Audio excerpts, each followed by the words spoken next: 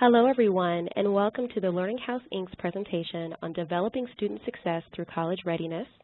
I will be one of the hosts today. My name is Victoria Alexander, and we're going to go ahead and start this presentation now that it is 1 o'clock Eastern Time. So to begin the presentation, we would like to start by introducing the individuals who will help manage this presentation.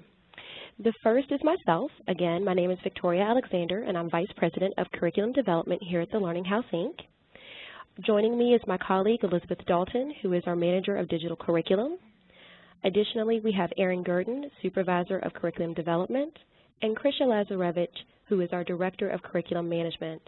Myself and Elizabeth Dalton will be presenting information, while Erin Gurdon and Krisha actually work our Q&A and chat. So if you have questions during this presentation, please submit them to the chat or the Q&A session panel, and we will make sure that your question gets answered hopefully at the end of this presentation, or if there's not sufficient time, we will try to get back to you via email. So at this time, we're going to go ahead and get started with the actual topic we're going to cover, which is essentially developmental education in post-secondary institutions. And the goal of this is to provide you with strategies for creating a successful opportunity for your students in this avenue. To cover the actual objectives of this presentation, they are as follows. First, we would like to discuss the issues of developmental education, followed by reviewing the existing approaches to addressing remediation in post-secondary institutions, and then last, recommend some strategies to improve efficacy of remediation in the post-secondary education world.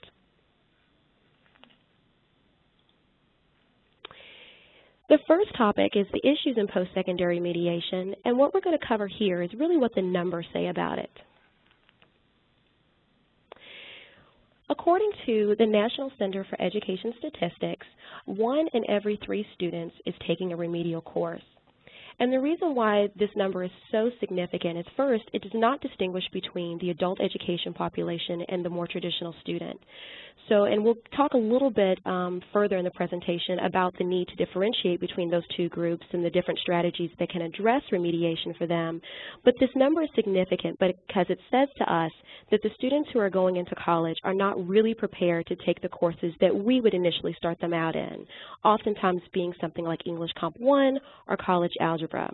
So there's absolutely a great need for us to address remediation for the students that are coming to us to try to further their careers or their educational opportunities. Another staggering statistic is that there is a difference between those entering 2-year institutions and those entering 4-year institutions.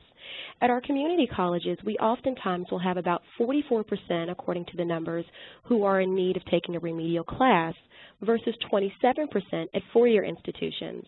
And what that indicates to us is that remediation at community colleges tends to be a bigger issue than it is at 4-year institutions, but as you can see, both numbers indicate a real need to address this problem for our student populations to be successful. Additionally, according to the Alliance for Excellence Education, according to them, about 80% of students with a 3.0 GPA in high school are in need of taking a remedial class. So that also is a staggering statistic as well, and that says that our students who are graduating from high school are not prepared to enter college.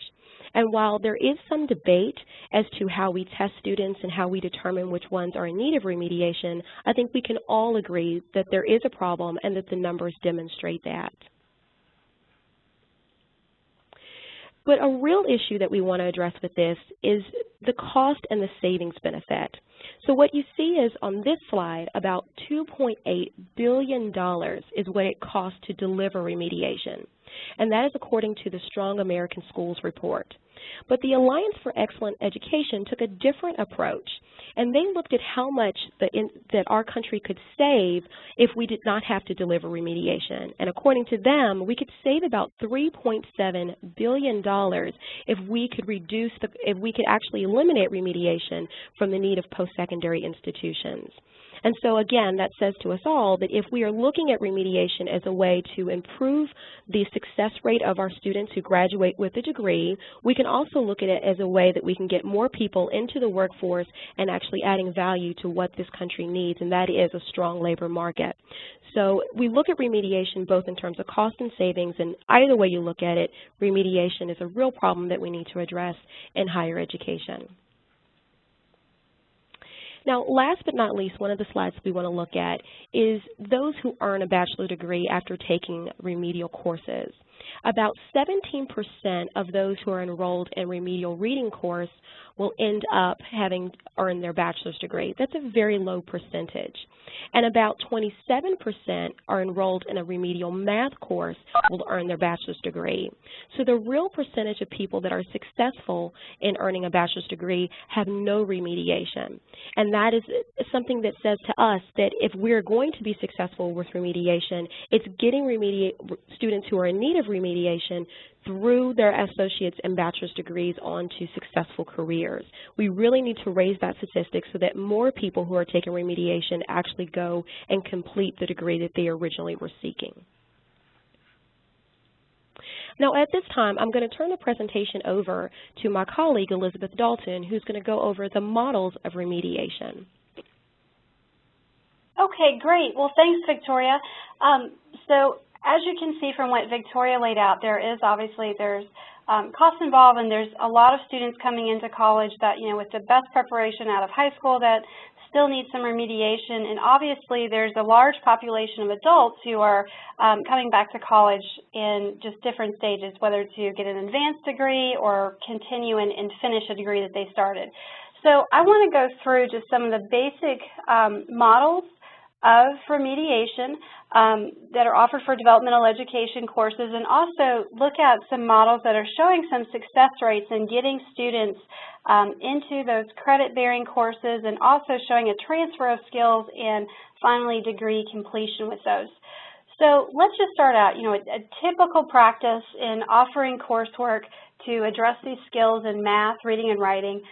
It involves offering sequential semester-long courses. So students are placed in these courses by the college entrance exams. It may be the ACT, SAT, AccuPlacer, or Compass, and some schools may even create their own or enroll students into some sort of developmental or student support course after an early flagging system that they've developed for at-risk students. But if you look at this student placement in this lengthy sequence can create a barrier to just overall progress in college. So it's actually, the number of developmental education courses a student places into, it's negatively associated with the likelihood of completing not just college, but even completing this sequence of courses that they have to go through. And so this negative association, it's linked to some lack of skills, obviously, but it's the sequence itself that can also impair how long it takes students to actually begin earning credits towards a degree. If you just see in my example here on this slide that a student could enter in what would be their freshman year, and they have to go through a series of developmental courses in the fall, then continue on with some more in the spring, maybe start getting into some of their credit-bearing courses, and then coming into the next year, get into those courses that they're getting the full credit for going towards their degrees. Based on the numbers Victoria presented, a third of students will enter into college needing some sort of assistance to improve those basic academic skills. So let's go ahead and look at some other models that target a variety of student populations and that build success through both retention and transfer of skills and overall degree attainment. So let's first off looking at avoidance models. And these are models that work to decrease the need for remediation prior to a student beginning their fall semester as a freshman. So these are ones really targeted at your traditional age students. The goal of these programs is to improve students' skill before they enter college, and that allows them, to completely bypass the developmental education and enroll into those credit-bearing college-level courses as soon as they get to campus. In the programs that fall into this category, there's dual enrollment programs, early college entry assessment programs or early college programs, as well as summer bridge programs. So the first one I'll talk a little bit more about are those dual enrollment programs. And those have been around, and they've traditionally focused on or benefited the high achieving students coming out of high school, but more programs are focusing on students with moderate academic success and even some of the at-risk high school populations. And several states are also enacting some legislation requiring high schools to provide an opportunity for students to graduate with college credit. So again, these are becoming more popular. And prior to these trends, the majority of community colleges and 3/4 of public four-year colleges, they usually would provide some opportunity for high school students to earn college credit through some sort of program. It may not have officially been called dual enrollment, but so these have existed. But the most promising trends related to dual enrollment is the achievement of students at risk through exposure to coursework. And so those programs are often called early college, and they're following kind of the traditional dual enrollment pattern in allowing high school students to complete and earn credit for college courses, and they'll usually be earning credits towards at least an associate's degree. I want to look at next, again, a model that's going to target those traditional age students because it starts in high school.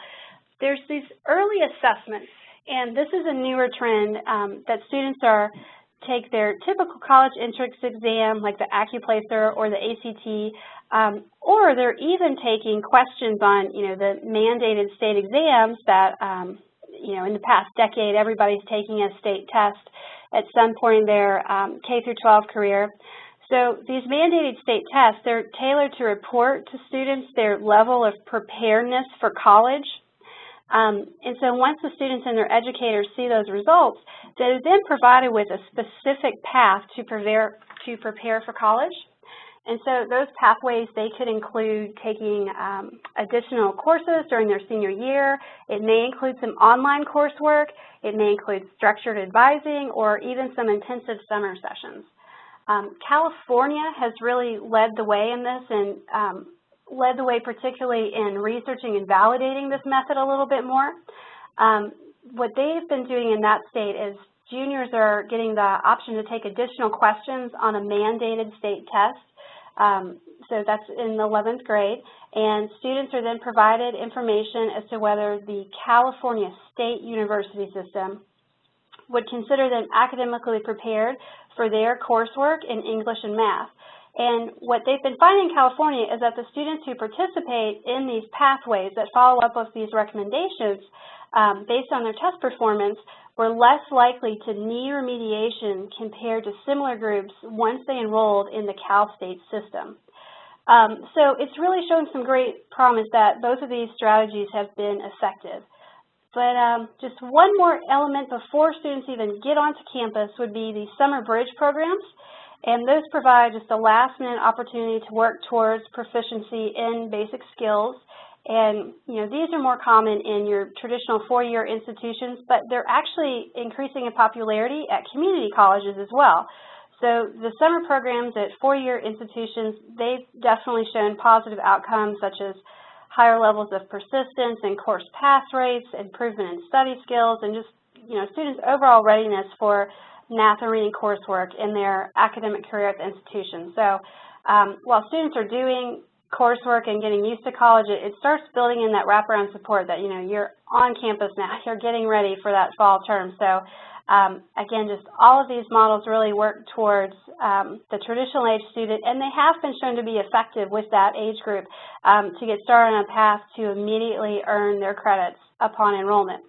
So that's the traditional student. So let's look at some other models that work both with those traditional age students as well as starting to get into those non-traditional students, the adult population coming back.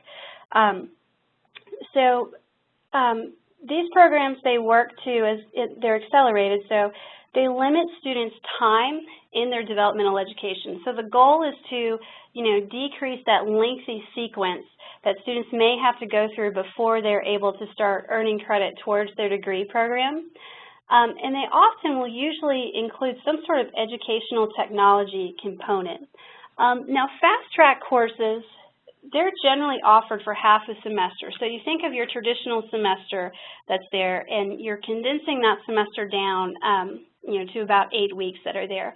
And just for an example, a student may be taking beginning algebra for their first 8 weeks, some sort of, developmental math level, and then they'll transition into intermediate algebra for the next 8 weeks, as opposed to taking, beginning algebra for the entire fall semester and then falling into an intermediate algebra or their college algebra in the spring term. And these institutions that implement fast-track courses, they're often limiting these to those students who test higher on the placement exams, but they're testing just slightly under the threshold required for enrolling in a college-level course. And other fast-track options that may be at play here, they may have students to be meeting with a counselor just to ensure that they understand the course structure and the speed as they enroll into this fast-track course, and that they're not going to require a placement score range for entry into their follow-up courses. The fast-track courses may even mandate attendance at every class, plus going to a student support center or going into a learning lab where students are having to work with a tutor, or they're using a computer-assisted program that they get into some self-paced learning while they're attending class. So in this fast-track model, there's a lot of wraparound support at play in here, and there's a few different ways that can come into play. Now, modularized courses are also similar in this, that again, they want to condense down that semester, but the difference is instead of it being a course, so it's fast track, it's really focused specifically on the skills and mastery learning. So these courses, they allow students to prove that mastery of particular skills by taking a series of short, focused assessments. So if a student demonstrates competency in a certain area, basically, they can move on. They don't have to spend that time that they would usually spend in a traditional developmental class going over that topic when they already know that topic. It's something they know. It's like it's the next few topics that they're struggling with. So they can go directly specifically to work on the skills that they need. And similar to the fast-track courses, there's a lot of wraparound support here, particularly integrating technology support. So these are the programs that will identify some of those deficits and allow students to work independently on building those skills through increasingly challenging content. And again, with the modularization, students may be required to be meeting with some sort of tutor or advising, or just have mandated sessions check in, even if they're doing work on their own. But again, it condenses down the time that they're having to spend in a developmental course. So finally, grouped into this accelerated model is something called mainstreaming. And if you look at this, this would be a course where students are directly enrolled into that credit-bearing course. They would get credit towards their degree for it, like in English Composition 1, as opposed to having to do a developmental writing course. But what's happening here is these courses will last a little bit longer, so they'll modify the curriculum and the course will last maybe over 2 semesters. But again, just like the fast track and the modularized aspects of this, they're wrapping around some other student support. So again, they may be checking in with a specific tutor, or while they have the 4-credit English composition course, students are required to go to a 1-credit-hour study skills course with this. And these programs, so they really emphasize student-centered instruction and even portfolio-based grades. And so these will translate into just a real application into their future college coursework. And this model really has shown success at 4-year programs, and those students were found to have similar achievement in other college courses as the students who did not have any remedial needs. They were also just directly into the 4-credit courses. Okay, so let's look at some models that specifically kind of tie into that, what we were talking about with portfolio-based, and it ties directly into their future college coursework.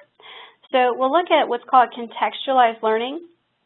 This model in particular has really been proven effective for those adult learners, and there's actually more research related to this method for the adult learners, particularly for those students who are going through a vocational program at the community college level that need to work on their academic skills. So what these programs do, they teach you the basic skills in reading, writing, and math, but they're in conjunction with other course content. So it may be, with a nursing or computer technology course, and that really grounds students' development of their core skills. So it gives special attention to students' own personal experiences and their learning goals. And of course, like I said, this has really been proven effective with adult students in comparison to other models with that. And some of the research is showing that there's a good transfer of their skills into future courses, and that these students exhibit higher persistence rates to go through and continue with their education and attain that credential in comparison to other models with similar students. So just beyond vocational programs, contextualized learning can even include linking a developmental reading course with an introductory psychology course. So this provides an outlet to use the skills needed in reading the psychology text and reading any journal articles that may be assigned for that psychology course. So, it creates a resource for reading development. Another example could be linking a developmental math course with an introductory biology course so students can apply their math skills immediately into a science course. So it again creates that context for why you're learning this. So it goes back to having some wraparound student support while students are taking these courses as well to make sure that they're getting the concepts both in their 4-credit course as well as developing those basic skills. And just beyond best practices, we know that skills and knowledge are learned best when they're applied to content that's relevant to students outside of their developmental curriculum. But this is also, I think, what most everybody here would know, that the methodology is really grounded in just the basic theories of learning and educational psychology that, you generate meaning based on your own experiences and your knowledge. So if you wrap these developmental courses around in some sort of context that's important for the students and to show that, this is going to impact your career, the attainment rates are much better with that. And then I've talked a lot about some wraparound student support services. So I just wanted to focus on those a little bit more before we, I'll hand it back over to Victoria. So, these models, there's just a lot of a variety that's here, and colleges typically already have these in place. So, if you talk about that financial aspect, this is something that you have in place for all of your students that are there, and they're there to benefit all students, not just your developmental students. And, the services are there just to remove the barriers for all of your students that are there. I know just in my undergraduate college degree, I took advantage of tutoring a couple times when I was taking statistics, and I didn't have any developmental needs, but I knew when it got to that course, it helped me to go back a little bit and get some instant feedback from a tutor that then, so I could transfer that over in the course, and then of course in applying it to other courses on research methodology. So let's just look at tutoring a little bit more. Tutoring can be offered by faculty, staff, or peers. Tutoring is sometimes in a one-on-one environment. It sometimes could be offered in a group environment. It's generally run through a learning center or an academic support center. And so there's a lot of variety that there in tutoring. So a larger model is emerging specifically for these developmental students, and that's when I talk about supplemental instruction. So these can be small groups with a trained tutor or a trained peer tutor, and it's really a structured tutoring model, and it's tied to a specific course or group of students. Like when we talked about a mainstreamed course, students may be meeting separately in a group while they're taking their English composition course with all the other students that are completely ready to succeed in an English comp course. So a group of students that are showing that they may have some remedial needs, that they may be meeting with a tutor or taking a separate 4-credit course to focus on specific study skills that are there. So they have specific times to check in with a tutor or to check in with their student group to go over progress. It may also even include some of the computer-assisted instruction that I mentioned before as well, that as opposed to checking in with a specific tutor, again, students have a developmental course or the 4-credit college level course, and students may have required times to go into a learning lab and work through just some sort of computer-assisted tutoring program as well. Another element that's obviously present on campus is advising. What's happening for developmental education, particularly even at community colleges, this is starting to appear, there's some sort of enhanced or intensive advising. And so in this model of enhanced advising, it's reducing the load, the caseload of an advisor so that they can work and spend more time with certain students, and then those students in turn will have some mandatory requirements to be meeting with their advisor. This can also include early alert systems that the school has developed to flag students that are at risk, to be meeting with them and talking with them so you can retain that student and keep the student achieving to get their credential. And then finally, through all of this, we'll look at student success courses. And so this is a course that, again, offers credit for either developmental students or just general first-year students. And the course would usually be a semester long, and it provides student skills plus guidance through the campus student services and basic advising. And those programs, I've mentioned campus a few times, and I do mean with that this can be done in a distance format as well. A lot of times when a cohort is coming into a new group to start an online or a distance program, students may still have some requirement to be taking the student success course to build that sense of community and also to know what's available at the college for them, not just physically on campus, but all of the services that are available for all students to be successful.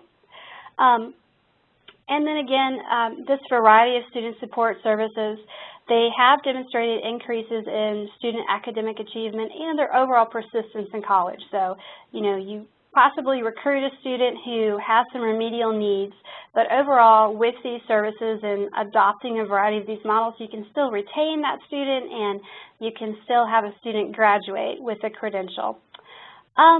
So right now I'll turn it back over to Victoria just to give an overall review of just recommendations for success in developmental education. Thank you, Ms. Elizabeth. And I just want to remind everyone that if you do have a question, please feel free to submit it to the Q&A session, and we will try to address it in the Q&A section of this presentation, which will come up very shortly. If it's not a question we can answer right away, we will try to get back with you with an answer via email. So let's look at some recommendations for success. First, building upon what Elizabeth had talked about, we would like to see that developmental education courses actually bear some credit. Now, this credit does not have to count towards an actual degree that they're earning, but it should count in a way that they can obtain financial aid. And the reason why is because recent research has shown that a large proportion or a significant proportion of individuals who are in need of remediation come from low-income families, or they are adults returning back into school so that they can further their career and therefore cannot afford school on its own, so they need that financial aid support, which is why we would encourage institutions to actually have their developmental courses bear some credit so that students can actually get that financial aid they need to take the courses and continue their education. In addition to that, we would actually encourage that the courses are paired, that is developmental or remedial courses, are paired with courses that are non-remedial so that students feel motivated to continue. This goes back to the practice that Elizabeth alluded to, talking about the strategy of contextualized learning. When students are able to take the skills that they're developing in that remedial course or developmental course with a course that is actually a part of maybe their career or major, they will end up having a context for learning that is meaningful and motivational. So we would really encourage the pathway of pairing a remedial course with a non-remedial course so that students continue in that motivation. Third, we would encourage that you provide a success coach or mentor that focuses on keeping the student active inside that remedial course. Essentially what that success coach would do would have regular intervals to check in with that student and make sure that they are attending class, if it is face-to-face, if it is online, that they are logging into their class regularly, that they are participating in any discussions or forums if it's online, or if it's face-to-face, that they're completing their assignments on time. So again, that success coach can be another point of contact that really allows the student to feel motivated, to feel engaged, and that individual is responsible for following up and helping ensure success for that student. And then last but certainly not least, we would encourage that courses in remediation actually be done on an accelerated time frame. And the rationale behind that is that when students are able to see the light at the end of the tunnel, and I'm sure that most of you can relate to that, the students in higher education, the idea of getting a 4-year degree can seem a bit daunting, which is why they go for 2-year degrees that oftentimes will lead into a 4-year degree. So we call it that milestone step. If students can be motivated by a shortened course so that they see the light at the end of the tunnel for their remediation, then they're much more engaged and much more likely to actually pass that course. And here at the Learning House, we've actually seen that in practice with a few of our institutions who run both 16-week and 8-week courses in developmental education. They actually get better results from the 8-week courses because students understand they have a limited time frame, they get engaged, and they retain the material because it was condensed and they had to really focus on it during that given period of time. So at this time, that actually concludes the portion of our presentation about the topic of developmental education, and we would like to go into any Q&A that you might have. If you do have Q&A questions, please feel free to post them in the Q&A section or in the chat.